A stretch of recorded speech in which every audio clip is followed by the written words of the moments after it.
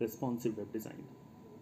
सी जब वेबसाइट्स बनाई जाती हैं तो उसमें इस बात का भी बड़ा ध्यान रखना ज़रूरी होता है, specially in modern web design, कि अलग अलग डिस्प्ले साइजेस पे जब ये वेबसाइट्स खुलें तो उनका जो कंटेंट है वो according to the width of the display automatically adjust हो जाए। Let's take an example. ज़्यादातर वेबसाइट्स जो डेवलप करी जाती हैं वो कंप्यूटर्स पे डेवलप करी जाती हैं जिन पे एक प्रॉपर वाइड स्क्रीन मॉनिटर लगा होता है।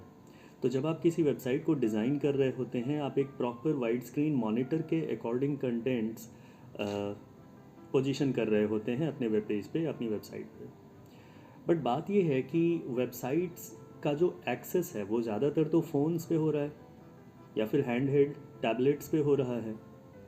तो जब दुनिया भर में सबसे ज़्यादा वेबसाइट्स का यूजेस एक्सेस मोबाइल फ़ोन्स पे हो रहा है या टैब्स पे हो रहा है, तो फिर वो वेबसाइट्स जो कंप्यूटर के मॉनिटर के अकॉर्डिंग डेवलप करी गई हैं, कंटेंट्स को कंप्यूटर मॉनिटर के हिसाब से पोजीशन किया गया है, वो तो मिस मैनेज हो जाएंगे या उनकी अरेंजमेंट जो है वो तो ख़राब हो जाएगी, स्पेशली छोटे डिस्प्ले साइजेस पे।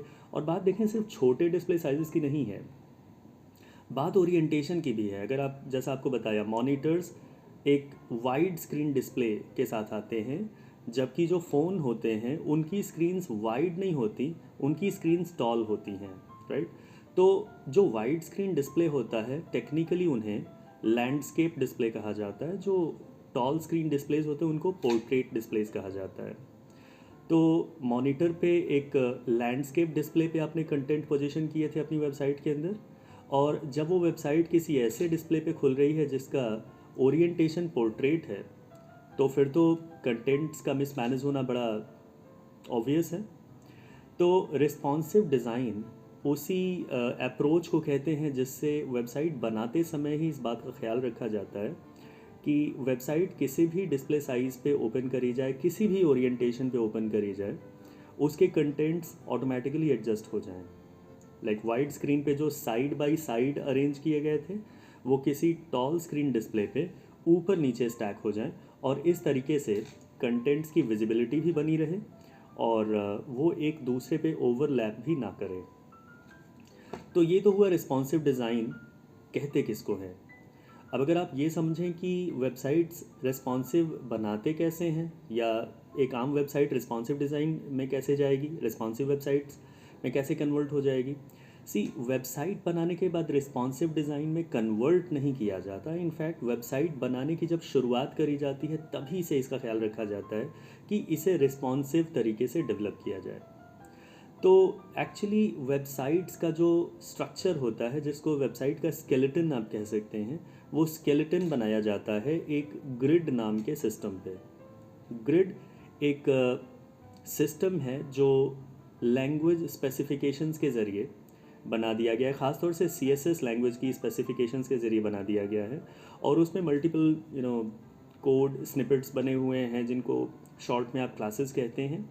उनको यूज़ करके और वेबसाइट का स्केलेटन ही इस तरह से डेवलप किया जाता है कि कंटेंट अगर बड़ी स्क्रीन पे हो तो कैसा दिखे, मिड साइज स्क्रीन पे हो तो कैसा दिखे, और स्मॉल स्क्रीन साइज़ पे हो तो कैसा दिखे। यहाँ पे ये तीनों जो स्क्रीन कैटेगरीज मैंने बताई हैं बहुत इंपॉर्टेंट है, क्योंकि रिस्पॉन्सिव डिज़ाइन के लिए जो कोड स्निपेट्स बनाए गए हैं, जिनको मैं ग्रिड के नाम से बता रहा हूँ आपको, ये बनाए ही जाते हैं 3 अलग अलग डिस्प्ले साइज़ के लिए। जो कंप्यूटर मॉनिटर्स होते हैं उनको लार्ज स्क्रीन डिस्प्ले कहा जाता है, जो टैबलेट्स होते हैं, टैब्स होते हैं, उनको मीडियम स्क्रीन या मीडियम साइज़ डिस्प्ले कहा जाता है, और जो फ़ोन होते हैं उनको स्मॉल स्क्रीन कहा जाता है।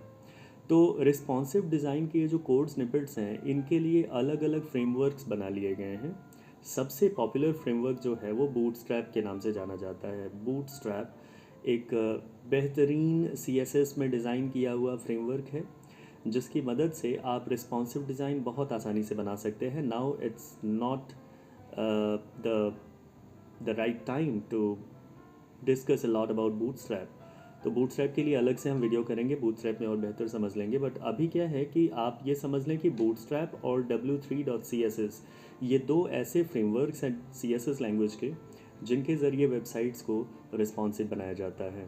तो अभी जैसा थोड़ी देर पहले मैंने आपसे कहा था, वेबसाइट्स बना लेने के बाद रिस्पॉन्सिव डिज़ाइन में कन्वर्ट नहीं की जाती, बल्कि वेबसाइट्स को बनाया ही रिस्पॉन्सिव तरीके से जाता है। So before you start you must be well versed, you must be a sound developer in bootstrap and W3CSS। Along with that HTML तो आपको चाहिए ही चाहिए, बिकॉज डेवलपमेंट तो HTML में ही होगी। पैराग्राफ, हेडिंग, इमेजेस, एलिमेंट तो सारे HTML से ही बनेंगे, बट जो रिस्पॉन्सिव डिज़ाइन है या जो स्केलेटन है वो W3CSS और बूटस्ट्रैप से बनता है। दोनों में से कोई एक आप यूज़ कर सकते हैं, दोनों के दोनों CSS फ्रेमवर्क्स हैं।